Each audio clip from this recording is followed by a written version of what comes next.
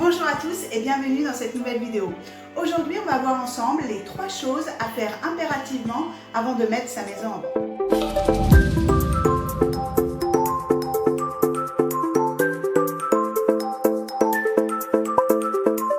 Alors, ça va peut-être vous étonner, mais la première chose à faire est de comparer les agents immobiliers du secteur.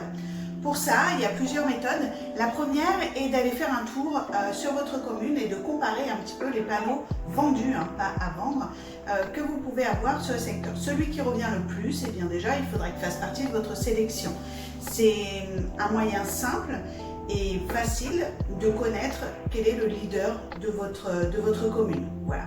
Une fois que vous avez sélectionné celui-ci, vous allez pouvoir aussi comparer les différents services que les agents immobiliers du secteur peuvent vous proposer. C'est-à-dire que l'agence qui va juste vous proposer des services lambda type mettre votre bien sur Se Loger et compagnie, bon, c'est un petit peu léger. Aujourd'hui, on a quand même d'autres techniques qui peuvent vous apporter beaucoup plus et il faut vraiment faire attention au marketing pour sa maison. C'est comme ça qu'on vend vite et bien. Voilà. Donc regardez vraiment. Faites un tour sur les sites internet, allez voir un petit peu ce qu'il propose. Est-ce qu'il a la visite virtuelle? Est-ce qu'il fait des vidéos? Est-ce qu'il est ne serait-ce sur les réseaux sociaux? Voilà, comparez un petit peu tout ça. Regardez également les jours d'ouverture. Voilà, si votre agent immobilier est ouvert de 10h à 14h 2 fois dans la semaine, bon, ça ne va pas non plus. Il faut quand même que vous puissiez y aller, que les clients puissent se rendre assez facilement. Donc le mieux, c'est d'avoir un panel d'ouverture assez large. Je vous invite aussi à privilégier les agences qui ont pignon sur rue. Deuxième chose à faire, très importante avant de mettre sa maison en vente, et une fois que vous aurez fait la sélection de vos agences, il faudra les faire venir chez vous. Idéalement, il en faut 3. 3 agences pour pouvoir faire la moyenne des 3 estimations. C'est ce qui vous donnera le prix juste de votre maison. Vous allez voir, il y a plus ou moins des écarts en fonction de la sensibilité de chacun, de son expérience. Il n'y a pas de logiciel aujourd'hui, c'est impossible aujourd'hui d'estimer sa maison avec un logiciel. C'est vraiment l'être humain et son expérience et son expertise du secteur qui va pouvoir vous donner le juste prix de votre bien. Donc, une fois que vous les avez fait, vous avez sélectionné vos 3 agences, vous les faites venir. Le rendez-vous dure à peu près 1 heure. Ils vont vous poser tout un tas de questions.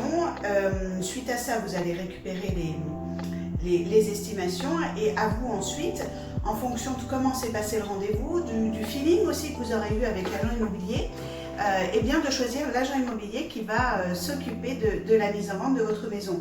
Pareil, je vous déconseille de multiplier les agences, ça ne sert à rien. Ce qu'il faut, c'est une bonne préparation et évidemment choisir la bonne agence. Si vous vous mettez en exclusivité dans une agence, mais vous n'avez pas fait de sélection, vous avez juste pris celle qui vous a un petit peu plus vendu son produit, non, c'est à vous de choisir. Vous restez maître de votre commercialisation et à vous de faire vraiment votre sélection en amont, c'est très très très important. Voilà. Ensuite, une fois que vous avez fait tout ça, on arrive au dernier point de cette vidéo. Donc la 3e étape, c'est de faire vos comptes. C'est important de vérifier combien il vous reste à devoir à la banque. Regardez, une vente, c'est en moyenne 3 mois, d'accord? Donc, dans votre échéancier, regardez combien vous devrez 3 mois plus tard.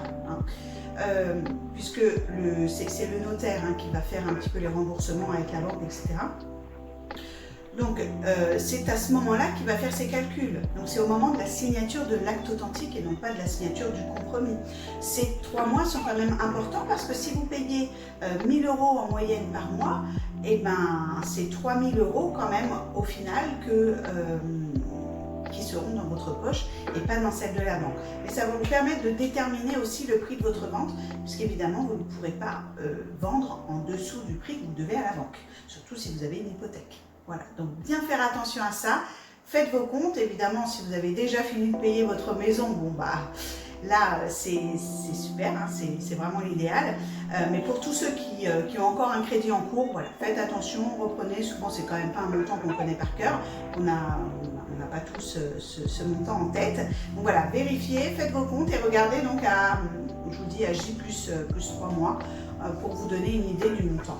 Bien sûr, vous ne vendrez pas le premier jour, il y a peu de chances que vous vendiez quand même en une journée. Donc ça vous laisse 3-4 mois, bien souvent, pour affiner, ça vous laisse une petite marge de négociation. Voilà, j'espère que cette vidéo vous aura été utile. N'hésitez pas à nous suivre sur les réseaux sociaux si ce n'est pas encore fait. Vous verrez d'autres contenus un peu plus intimes sur le suivi de l'agence. Je vous dis à très bientôt. Bye bye.